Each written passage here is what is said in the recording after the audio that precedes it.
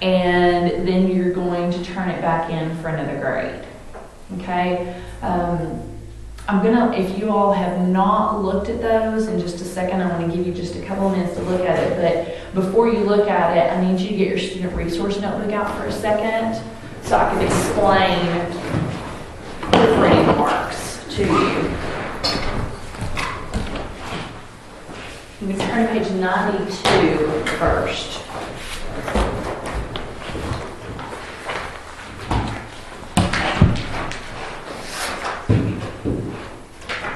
And these are common proofreading marks that I use on your papers, okay? They're just common sense. I don't typically use smiley faces, I guess, every now and then, but that's not really me. I'm not a smiley face kind of girl. You've got run-on sentences. Sometimes you could have a massive sentence that looks like it should work together, but it doesn't. You can even have a massive sentence in length, and it's a fragment. You'll see the next one's frag, F-R-A-G. It means that you have maybe a dependent clause without a main clause. Or maybe you have a main clause with an adverbial clause in there, but you never finished your main clause. It can mean lots of different things when you have a fragment. So the best way to determine if I have marked frag on your paper is to do it almost like you would fix it and identify your subjects, verbs, and your clauses. That is one really quick way to determine what you're missing in the sentence. Okay? Capitalization errors. The word internet has to be capitalized. It's a proper noun. So apparently that is a general thing that you all don't know. That's okay. So if you miss that in your paper, you are not alone. But it is supposed to be capitalized. A slash through is don't capitalize. Okay, spelling error. Let me tell you this real quick. Spelling does not mean straight up spelling. Meaning if you spelled cannot, C-A-N-O-T, and you left out the N, that's a straight up spelling error, and I would put spelling. Spelling can also mean it's a word usage error. You used the word lie when you should have used the word lay. Okay? Things like that. So it can be a spelling or a word usage error on that. It could also be a possessive word that you have the apostrophe in the wrong place, or you don't have an apostrophe at all. So all those things can mean spelling errors. Begin new paragraphs, I don't think anybody had in there. Look where it says banned word. You've got the circle, a word with a circle with a slash through it. In academic papers, you cannot use contractions unless it is inside a quote. A lot of you were using contractions in this. Another thing is using first or second person pronouns. What's a first person pronoun? I, me. I, me. Second person is you all. Okay? The only time that you can use those really is in the introduction or conclusion, and really it's limited to first person, and if you're giving a specific personal example. Okay? I am not going to tell you that you won't see these pronouns used in other papers, because you will. You will see them used in academic papers. You will see them used by professors. English stinks in this way, in the fact that it is subjective, and you're going to have some teachers that will allow the use of those pronouns. It is my opinion and experience that most people would prefer you not. So it's easier to get to the point that you know, like it's just habit, that you can't use first and second pronouns. Because even if you have a professor that's okay with it, they're not going to mind that you don't use them. Do you follow what I just said? Okay. So it's better just to leave them out. Okay. The next thing that's going to be important is it says R, and then there's a number. I want you to turn for just a second to page. We'll do page 58. Or no, let's do 56. 56. In your student resource notebook, there are grammar rules. Is 56 the right page in your own book? Yes, okay. You will see the grammar rules are numbered and then they are lettered if there's more than one.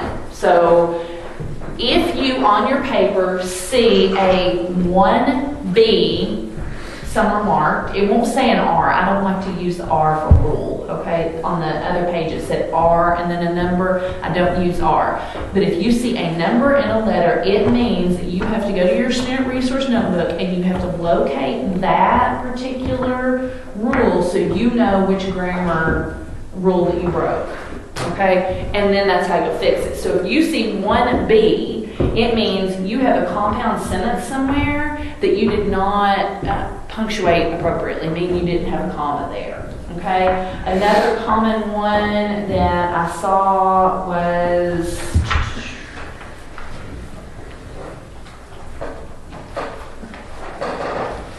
what page is that on? Okay, page 77. It's the comma after the adverbial clause starter, which is, I think if you're marking these in your fix-it, number 5s. And so a lot of you would not put a comma after you opened with an adverbial clause. So you'll see a number 8 up there. So you'll look through, and like I said, when you see a number, it could just be a standing number. Like 8 is not 8A, 8B, it's just 8. So if you see a number 8, it means you need to put a comma after an adverbial clause starter, okay? So take a look for just a second at your papers. The questions I want for you to ask right now are about specific markings. Meaning, if I put on your paper that your commentary was lacking or something like that, that's not a general question. That's something we can discuss later. But I'm talking about just understanding general markings that I put on your paper.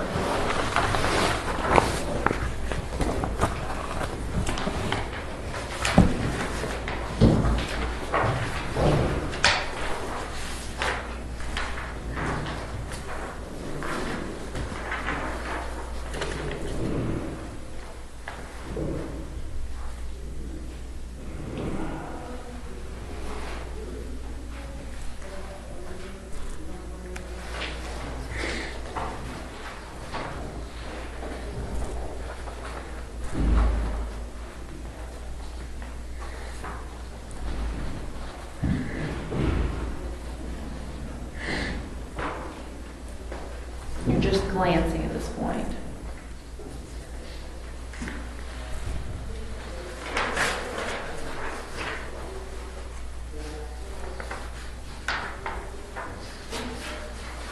Yes. What is the 12B rule? Okay, you look in your book and find 12B.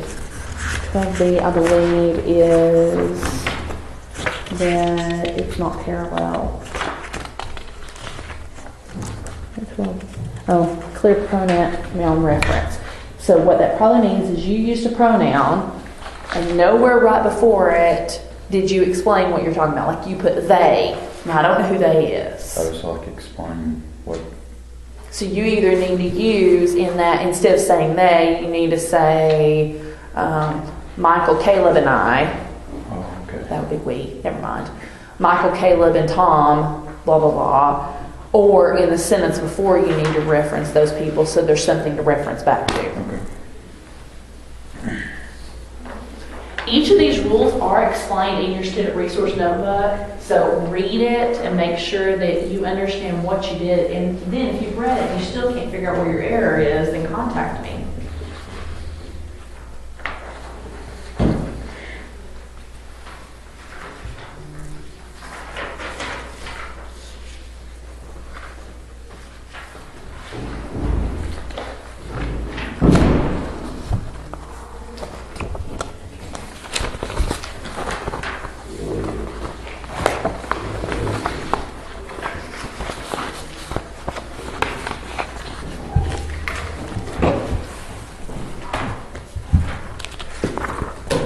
Okay. Do you have any questions in what you've looked at so far? Okay. So this our final draft? Do we have to just change what you've written on here, or do we have to try to change this stuff too? If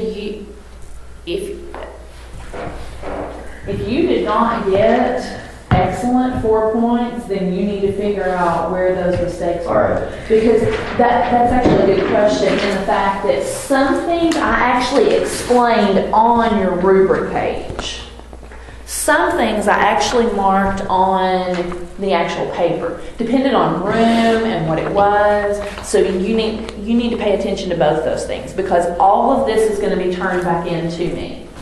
Okay? And we'll go over that a little bit more next week as far as how to put everything in your binder. But you're going to give me your first draft back with your second draft, because I'm going to compare it. The good thing about that is, let's say I missed something that in your third body paragraph, you really didn't put commentary at all.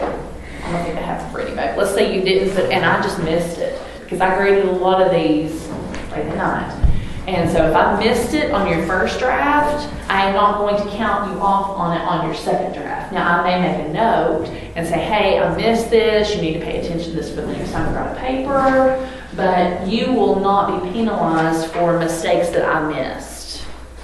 Okay? Make sense? Any other questions? Okay. So go ahead and you put that away and put your student resource notebook away, and then you get your regular book and turn to page, whatever this is, lesson 10, it's on page 105.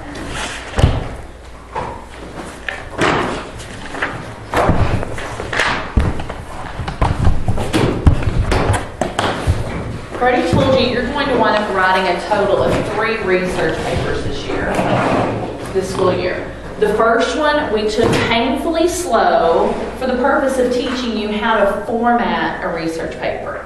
But what you did not have to do in your first paper was do any research, okay? Because I gave all of it to you. So what we will be doing and focusing on the second paper is teaching you how to do research. Now, just like math, if you think way back when, you learned how to add single digits. Okay, you learned how to add 2 plus 2. Well, then you started adding multiple digits. Well, by the time you started multiplication, you had to still remember how to do addition. Yes? Okay. You cannot forget everything that we just did with the first paper when we move on to the second paper. Because the truth is, I'm not going to go back and constantly remind you of the formatting. You need a topic sentence that has a claim, then you need 2 pieces of evidence, and then you need commentary for each one, and a clincher default, all that stuff. I'm not going to go back. So this book that you have right here, you need to keep it, and obviously we're still using it, but you need to keep it long term, and you also need to keep it to review the first 9 lessons as we're moving into the second paper, because you're going to be held responsible for that information. And especially on the papers that you have right now, if you looking back on it go, wow, I really missed the boat on commentary, then what do you need to do? You need to reach out to me for help. First, you need to go back and read that section. Then you need to reach out for me to help and say, how do I need to fix this? So that then on the second and third papers, and then papers that you write subsequently later on, you're not still making the same errors over and over and over and over again. Okay? What we're going to talk about now is that I'm going to give you, in just a minute, I'm going to give you a paper that has 10 options, 10 topics on it for your second paper. I hope that I have put a plethora of different ideas and thoughts so that you find something that fits your personality and fits your interest level at some point. Okay? And this says, I wrote down in my notes, I give you 4 prompt choices. I did not give you 4, I gave you 10. Okay? Let me just hand them to you. That's going to be the easiest thing to do first. And that way you have something to go on. And I did not give this to Jordan's mom. Sugar.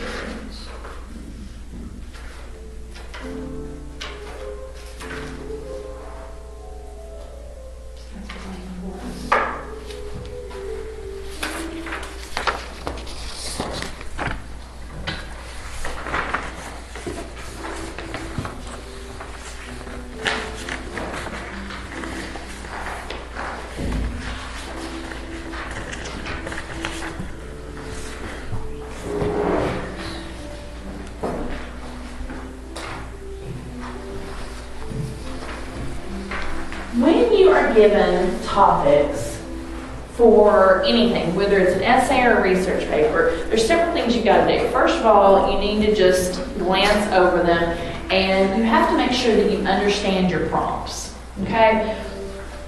You have to define important words. First, look at the first option, the cost of secondary education. Well, some of you may or may not know what secondary education is. So you would need to find out what secondary education is. You can Google it, you can ask, all those different things. But what is secondary education referring to in this? Who knows what secondary education is? Oh, Yes, college. it's college, okay? Typically speaking, it is going to be university or it's going to be community college. It is typically not going to be something like a trade school, okay? So for the most part, that is referencing college type classes. And like I said, that could be community college all the way up to Yale, okay? That's secondary education, okay? You need to use dictionaries. You can actually put in define in Google, define, word define, and then quotation marks, secondary education, and it's going to give you sites that only define those words together. Because otherwise it will do secondary and then it'll do education, not necessarily secondary education together. Okay? You also need to understand, what is it asking for? So the biggest thing is, if you don't understand the prompt, you can't write a paper on it. So you've got to make sure that you understand what the person's giving you the prompt is wanting and what it's specifically asking for. So look at this one. Again, I'll use the cost of secondary education. Cost means money, secondary education. So you would be looking at and researching, what does it cost to go to college? Not only what does it cost, but what did it cost? Maybe what are the rising costs attributed to? Where is it going? You can even go, how are people paying for it? Do you follow what I'm saying? There are lots of different ways that you can go with that. The first paper that you wrote was a persuasive research paper, okay? If you're writing a persuasive essay or research paper, what is your goal? Don't answer James for a second. What is your goal?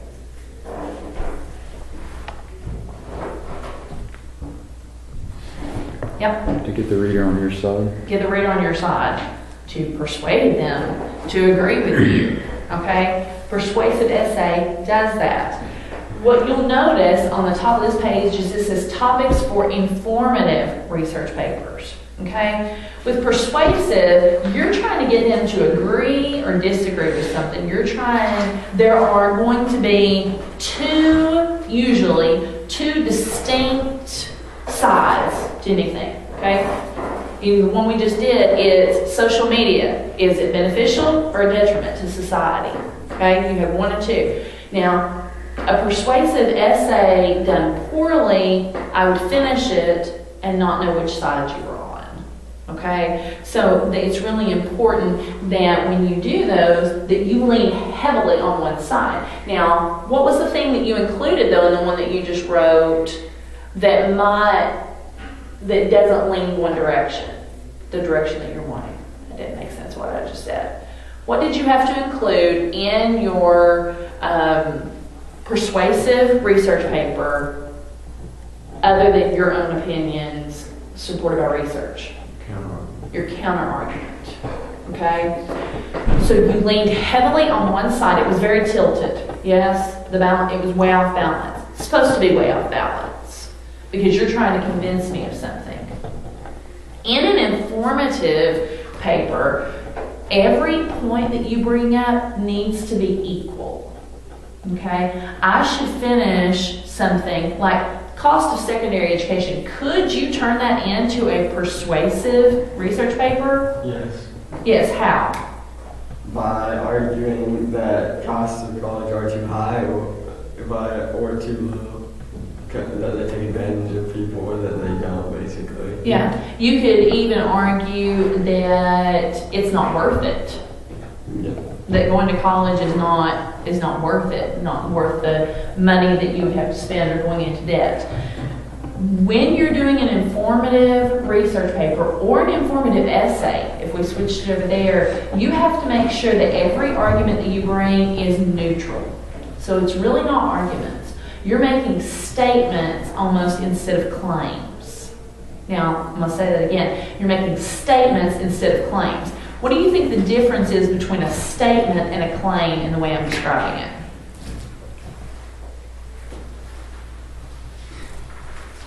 A claim is more opinionated. The statement is just exactly what the fact is. It is, okay? How do you write commentary for an informative research paper? Because it seems like you're trying to go for what you're trying to keep yourself out of it in this. Well, you are keeping yourself out of it, but you're still keeping yourself out of when you did a persuasive in some ways, because your commentary was just explaining somebody else's information. Sure. Okay? So you're not looking for things so much that are controversial. Okay? Like, for example, if you look at the historical impact of Martin Luther King Jr., well, that one's going to be a little easier to not be confrontational on. I mean, I guess if you were a white supremacist, you could get pretty confrontational on it, but I don't think I'm looking at any white supremacists in the room. So it's a little easier to do that. But the truth is, you could have completed and written an informative essay on social media. Yep. Okay, you could have done it. Both sides are equally dealt with. You could have had one paragraph on the health impacts of social media. What would you have done then? You could have had maybe one piece of evidence stating something positive, another piece of evidence stating something negative. Yep. Do you follow what I'm saying? So you make sure you keep it balanced in that. Okay? Sometimes when you have persuasive, the sides are not really clear. Okay? Cost of secondary education. Can you immediately think quickly of two distinct sides of that?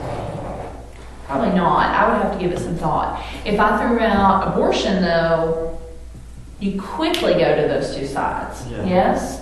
So what you have to do is, had I given you a list of topics that you could have picked from for persuasive, you may or may not have had those two sides clearly distinguished. So what you would have to do is do research and go, okay, are there two sides to this? Where are the two sides to this?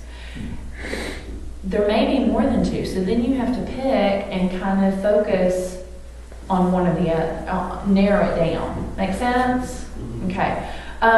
Informative prompts, this is what this paper will be. Okay, we just did a persuasive, so we're going to do an informative. Secondly, you are informing readers. You are not trying to get them to take a side. If you look down, third one from the bottom, the benefits of playing organized sports. Are there negatives of playing organized sports? Yes. Yes. Are there negatives of playing organized sports? Okay, but that's not what this is. Okay, I want to know just about the benefits. Had I put down, instead of the benefits of playing organized sports, I could have just said organized sports. What would you have done then?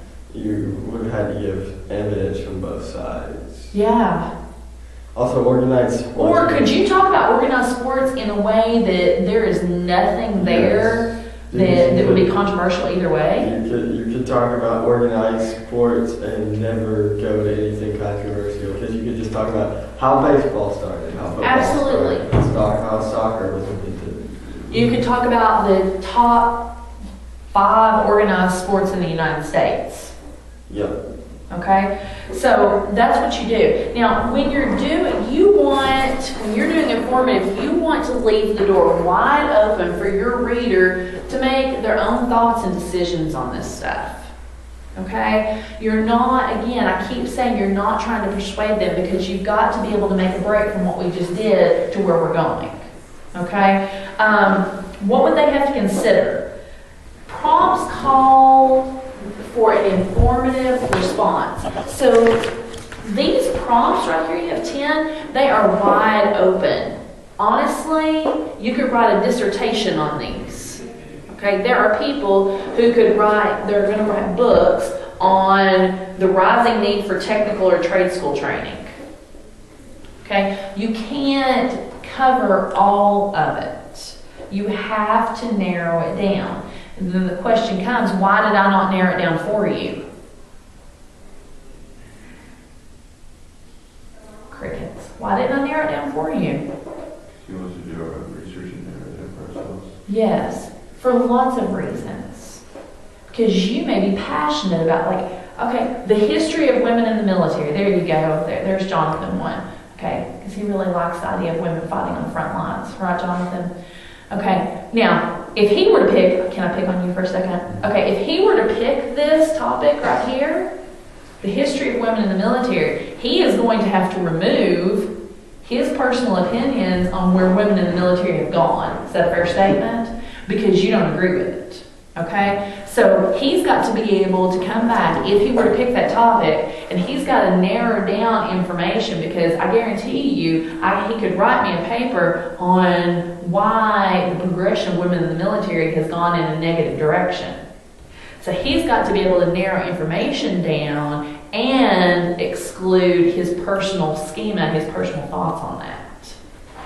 I don't narrow it down so that you can narrow it down in a way that fits you better. Okay? The benefits of playing organized sports. You could probably write me an entire book on that. You could probably write me an entire book on basketball. Fair statement? Okay? The benefits of playing organized sports. I didn't say that it had to be baseball, right? I didn't say it had to be football. I didn't say it had to be Little League or collegiate. That is wide open. Which means you have somebody like Ben who can go, all right, I got this. I don't give a flip about baseball. Not one little bit. So what am I going to do? I'm going to narrow this down to basketball. That's how I'm going to go. Okay? That's why I don't narrow it down, so that you can pick. You're going to have different situations where it is going to be very narrow, and you have to do what's there. Okay, but in this situation, you're not having to. If the prompt, and this is a big thing, when you are answering, when you're writing a paper on prompts like I gave you, you will look down through that list, and there is only one that ends in a question mark. Which one is it? How did Steve Jobs change the world? How did Steve Jobs change the world? Okay? Anytime you are given a prompt, you have to turn it into a question. Because in your mind, the way you write your paper is you are answering the question of the prompt. So, the cost of secondary education. Okay? You have to turn that into a question. Give me an idea of how you would turn that into a question to write a paper on it. What is the cost of secondary education? What is the cost? Give me another one. Somebody else.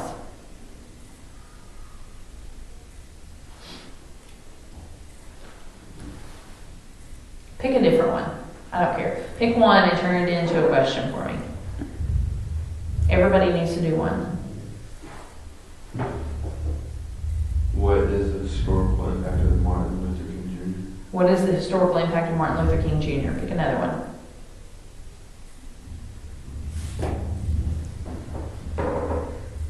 What kind of stress can affect teenagers? What kind of stress can affect teenagers? Okay, what else?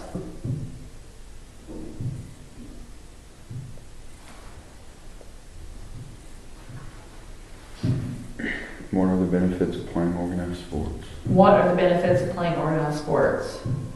You're the last one, Josh. You gotta pick one now. What is the United States relationship with North Korea? What is the United States relationship with North Korea? Okay. What is the progression of the United States relations with North Korea over the past decade even? Do you see what I'm saying? So you turn those into a question because once you turn it into a question, it gives you a better opportunity to say, am I answering this question? Do Do you follow? Okay. Let's see. Okay, one of the examples they gave in the book was the innovation in history, impact and change. It says if you research the impact of the mechanical clock, so that's a specific historical innovation, you need to relate it back to the topic prompt. How did the mechanical clock change society? Do you feel? So it started off innovation in history, the impact and change. So as I narrowed it down, or as they narrowed it down, they're like, okay, we're going to do the clock. And how did the clock change society? Did the clock change society? Yeah, you have to be here on time. We didn't have a clock, we didn't have to be anywhere on time. Sometimes I think there are people who don't own any clocks. I think I'm married to one. That's what I need to do. I need to buy him like 50 different watches. Okay? For open or broad topics, like the ones you have here, you will have to narrow it down. Now, I want you to look at page 114 in your book for a second.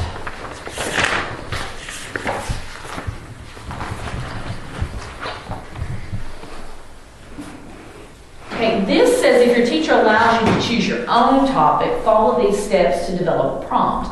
I would suggest that you look at these questions because most of these topics that I gave you are pretty open. The cost of secondary education is pretty open. Stress in teenagers is open. Historical impact of Martin Luther King Jr., probably not as much. The dangers of cell phones while driving, not as much. Attention deficit hyperactivity disorder. Oh my dear Lord, there's so many directions you could go with that. How did Steve Jobs change the world? That's pretty close. The rising need for technical or trade school training.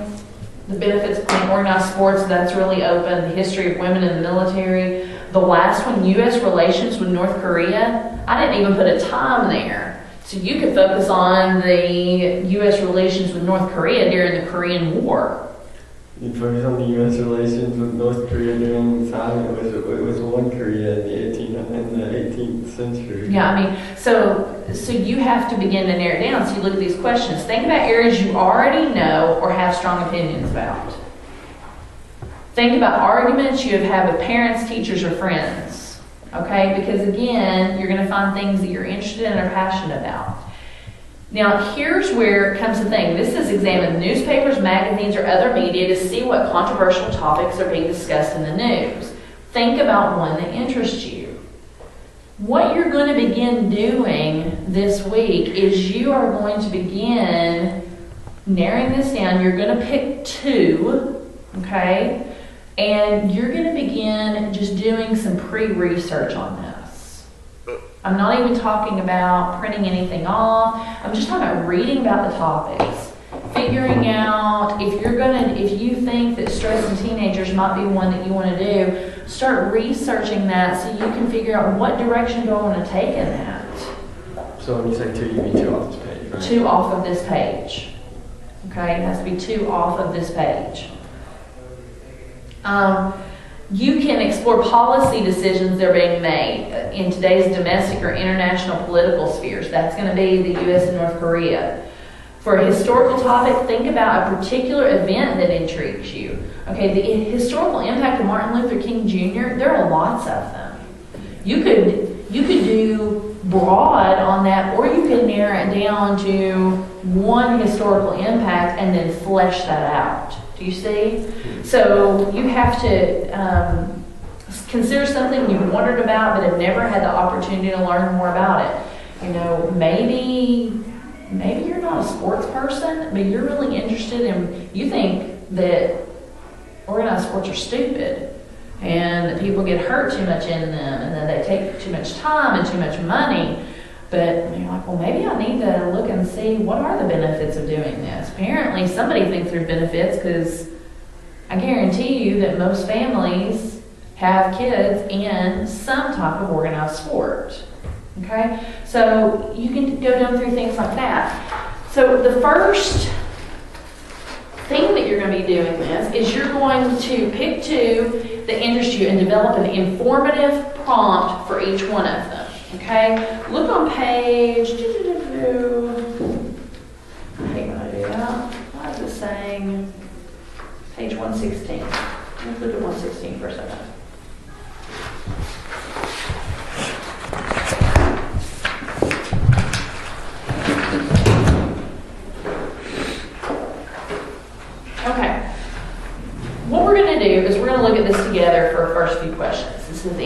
exercise, and I want you to write the answers down as we do it, okay? You're going to consider the following topic: athletes as role models. And then we're going to answer the questions that are here. And there are 5 questions, and there are 5 people in the room. So everybody gets to answer one question. So you need to jump on it, okay? Athletes are role models. Does this prompt call for an informative or persuasive response? And give me reasons for your answer.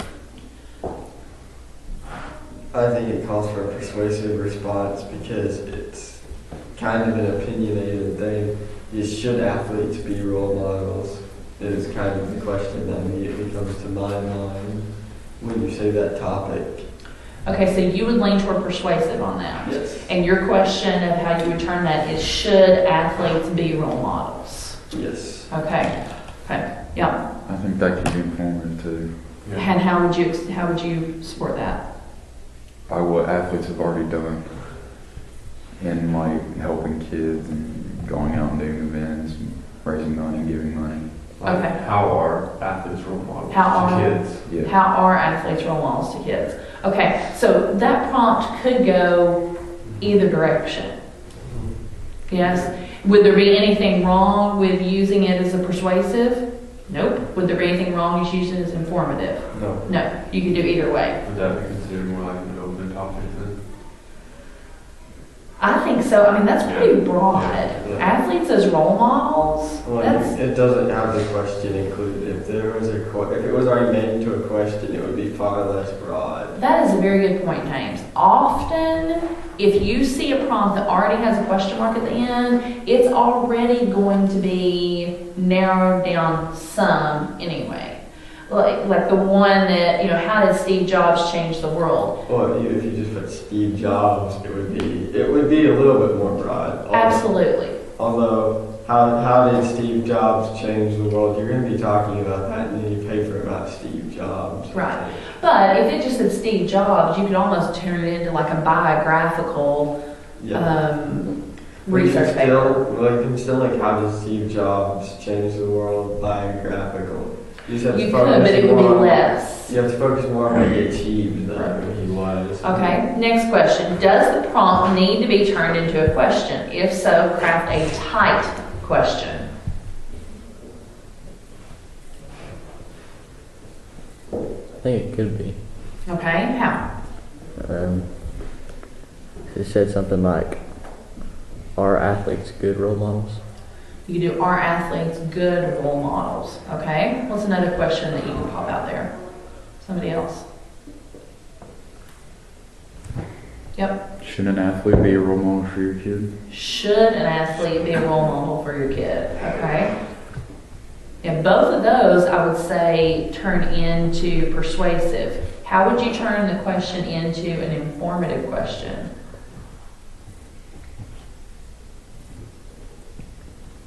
Athletes as, well, I don't know. I can think of a way to turn it into a question that keeps it informative.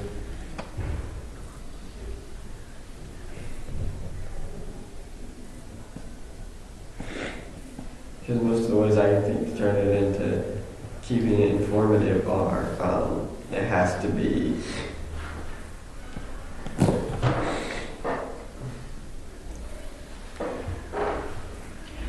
If you What are take- the positive impacts of athletes as role models? But that still, should athletes be role models? No, because now I'm focusing specifically the prompt. Okay. The prompt is asking for you to specifically focus on one section. Right. Okay. Okay. Number 3. What do you already know about the topic? Activate your schema. What's some things that you all already know? If we just say athletes are role models, what are some things you already know?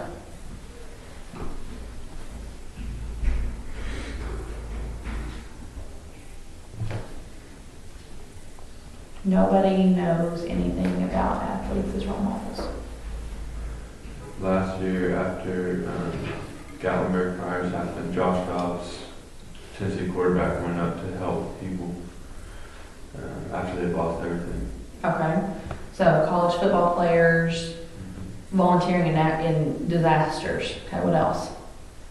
J.J. Watt raised like $37 million for the Harvey hurricane. Okay, what else? What about drug addiction and arrest rates in college athletes? I mean, you may not know specifics, but is it in the news?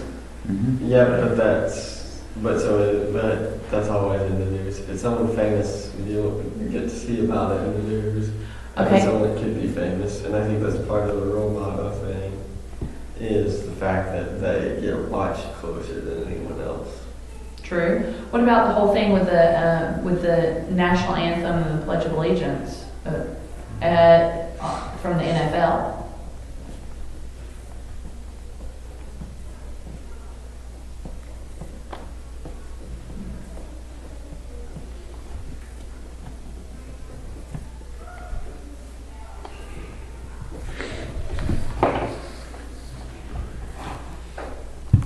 Okay, the fourth one. That's actually narrowed the topic down to the NFL, to football, because we haven't said anything from any other sport. Could be. Yeah, you could narrow that down.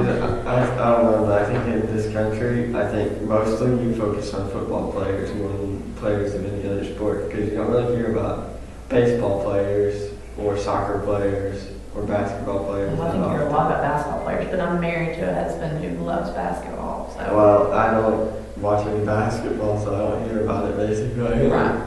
But see, that would lean if you had a topic like this, then James, then you have to lean toward the area that you're already interested in or have some kind of foundation in. Okay. Using multiple sources, look up all the important words in the prompt. What important words do we have in the prompt? Yeah. Athlete and role models. Athletes or role models. By definition, what is an athlete? And that's something that you've got to remember in these prompts. You almost need to look at any important words in these prompts, and whether you think that you know what they mean or not, you need to look them up. Okay? Because again, it's a research paper. Research. Okay? You want specific definitions because, I mean, some people could consider speed walkers athletes. Okay? Ben is laughing at me. People think that my speed walking is athletic.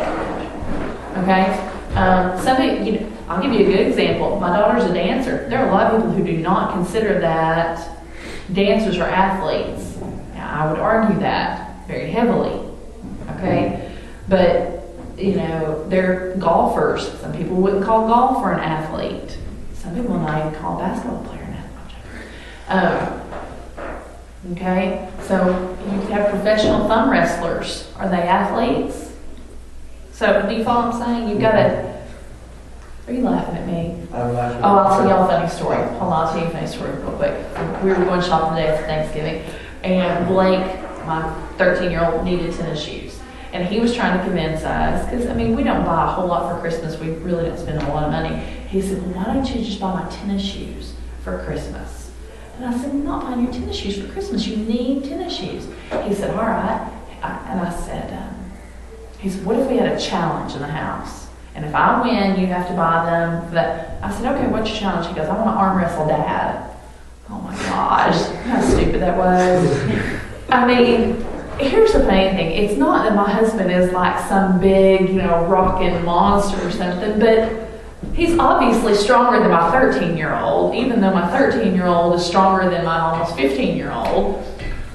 So he's like, I'm telling you, I'm going to beat him. I'm going to beat him. And so he said, I said, why don't y'all do it now? He goes, no. He goes, I need time. So he was going to do it. So this was on Wednesday. So he was going to do it on Thanksgiving. So Wednesday he goes up there and he's got dumbbells and all this stuff. And he was up there, he was working out. And he comes back downstairs, he goes, I think they grew, look. It was absolutely stupid. So, Blake might consider his arm wrestling skills as being an athlete. Y'all cannot think it's funny. I thought it was hilarious, but that's okay. Okay, reflect on your discoveries. How might this information help you to answer the prompt? Okay, so then after you have narrowed your prompt, after you have looked words up, after you have created a question, both informative or persuasive depending on which type of paper you need to write, if it's wide open and your professor or your teacher is not saying it has to be one or the other, then you get to choose. So, or you may need to quantify that from your teacher is, do you have a preference where this is informative or persuasive? Okay, but then the next thing is you develop some kind of working thesis. After you've started narrowing things down and done initial research, then you start narrowing it down.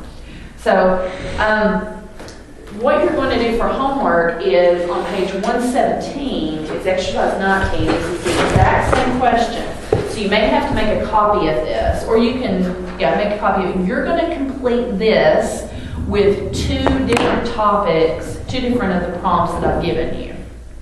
Okay? You also need, no, I just lied. So you want to do? Hold on, I just lied. Hold on. I didn't lie on purpose, but I did say something true. Hold on. Okay, on exercise 19, you are not going to do the role of reality TV shows.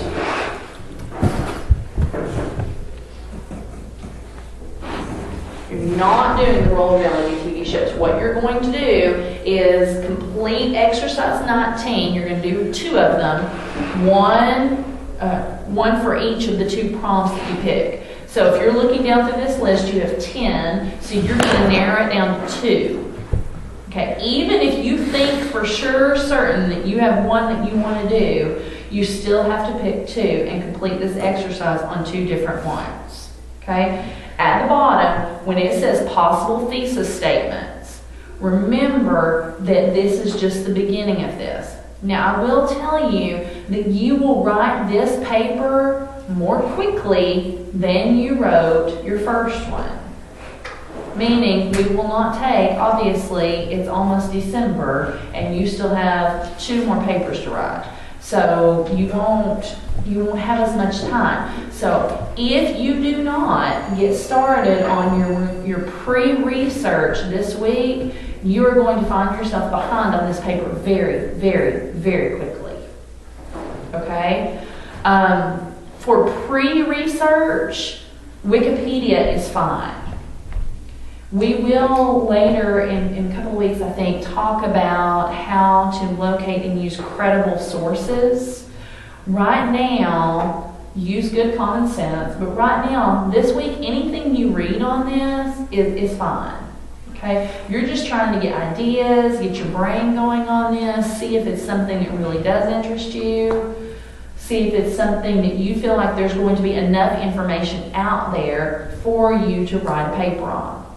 Which brings us to the bottom of the page where you have your topics, okay? This research paper will be informative. It will have to include 8 referenced sources. In your last paper, you only had to have 5. So this time, you will have to have 8 referenced sources with at least one of those being a primary source and one being a print source. Right now, you don't know what that means. The only thing a primary source will cover later, a print source means an actual book. Okay, so, but we are going to actually do a field trip one day, and we're going to go to the library and all this jazz. Okay, so we'll cover that later. Right now, you just need to focus on gathering information on this. Now, if you were to find an article or a website that you feel like is a very viable website, I would create a document at this point, okay, in your Pages or your Word or your Google Doc or something, and as you find things that you feel like could potentially be beneficial, then copy the URL and paste it in there so you're at least starting to compile some possible sources, okay? The last thing, the essay will be about 5 to 8 pages in length, and this time it's only going to have 5 body paragraphs. That means a total of 7 paragraphs because you have your introductory and your conclusion. Okay, but 5 body paragraphs. Which also means as you start thinking about this, you've got to be able to have enough information for 5 solid points.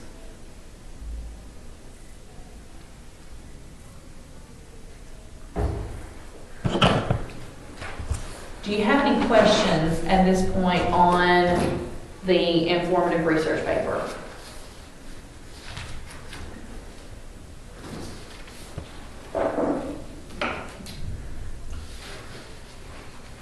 Yes, sir. Minor register. Yes. Do you have any questions particularly on any of the topics? Anything you need clarification on?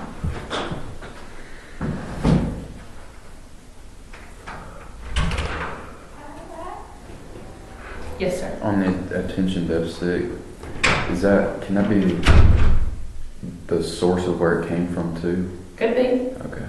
Yep. You could, and that is wide open, so you would really have to do some narrowing down on that one.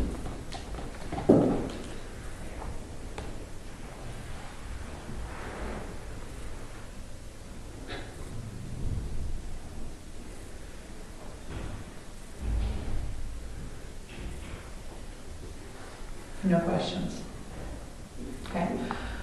You will see the other paper that I handed you out that had with the topics is just kind of a checklist for you to kind of understanding the prompts, developing the prompt checklist. This is stuff that's already in your book, but you need to read over that as you're doing this week and make sure that you understand where the prompts are going, and it will help you narrow it down as well.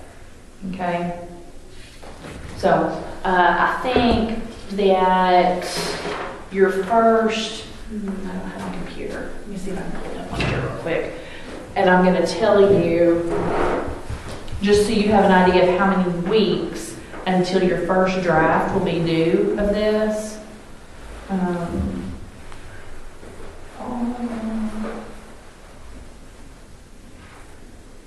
worked on our syllabus over Christmas program. Oh, no, I did not. Over Thanksgiving break.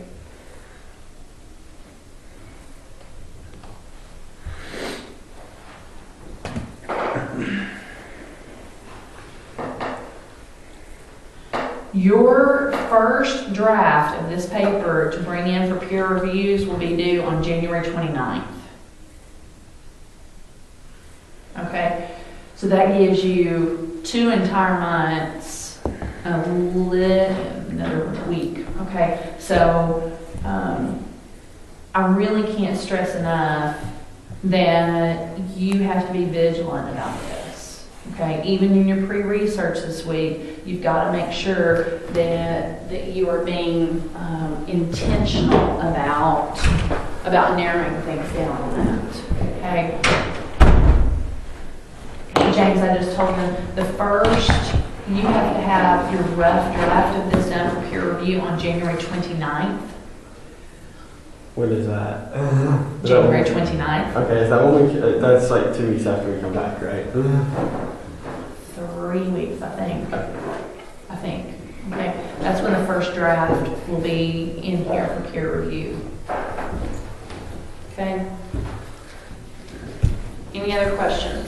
What I want to do is we're going to talk about literature, and then what I want to do is, if we have time, I think I'm planned for about 15 or 20 minutes. If anybody has specific questions on your research paper that I just gave back, for us to have some time to talk about those individually if you have something to look at. Okay? Okay, let's do some animal farm stuff.